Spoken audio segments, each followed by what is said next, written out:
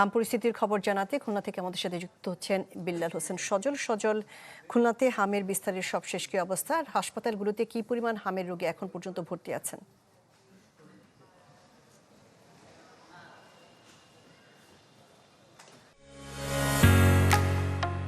ঢালাইয়ের সেরা premier cement.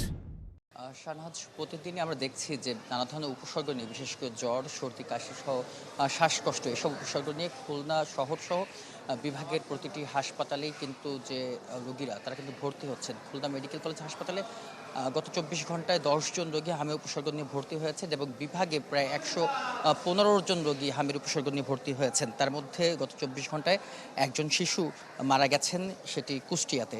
এছাড়া সবচেয়ে খুলনা বিভাগের মধ্যে বেশি আক্রান্তর জেলা সেটি কিন্তু কুষ্টিয়া রয়েছে। কুষ্টিয়ায় গত 24 ঘন্টায় 47 জন রোগী ভর্তি হয়েছেন। এছাড়া যশোরে 18 জন, মাগুরায় 12 জন এবং খুলনায় 10 জন রোগী ভর্তি হয়েছেন গত 24 ঘন্টায়। এছাড়া ঝিনাইদহে 9 জন, নড়াইলে 8 জন, চুয়াডাঙ্গায় 4 জন।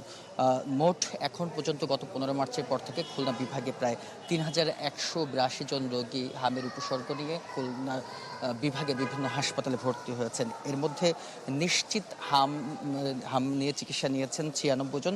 এখন পর্যন্ত খুলনা বিভাগে 14 জন শিশু মারা গেছেন হামের উপসর্গ নিয়ে। তার মধ্যে খুলনা মেডিকেল কলেজ হাসপাতালেই 4 জন শিশু মারা গেছেন এবং সবচেয়ে ঝুঁকিপূর্ণ বলা যায় সেটি রয়েছে কুষ্টিয়ায় এখন পর্যন্ত 9 জন শিশু হামের উপসর্গ নিয়ে মারা গেছেন। আমরা দেখেছি খুলনা মেডিকেল কলেজ হাসপাতালের যে শিশু ওয়ার্ডটি রয়েছে সেখানে কিন্তু হামের যে রোগীরা রয়েছেন তাদেরকে চিকিৎসা দেওয়া আছেন। বিশেষ করে খুলনা শহরের চেয়ে, যেহেতু এটা বিভাগীয় একটি হাসপাতাল, এখানে পার্শ্ববর্তী যে জেলা শহরগুলো রয়েছে গোপালগঞ্জ, নড়াইল, বাগেরহাট, সেই আশপাশের জেলা থেকে কিন্তু রোগীরা এখানে আসছেন।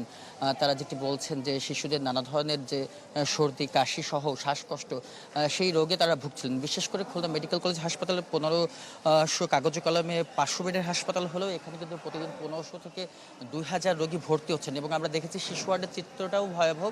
সেখানে একটি বেডে প্রায় 3 থেকে 4 জন শিশু চিকিৎসা নিচ্ছেন এবং ডাক্তার যেটি পরামর্শ দিয়েছেন, এখন প্রাথমিক পর্যায়ে অভিভাবকদের আরও বেশি সচেতন হওয়ার কিন্তু তারা পরামর্শ দিচ্ছেন এই হামের উপসর্গ বাঁচতে।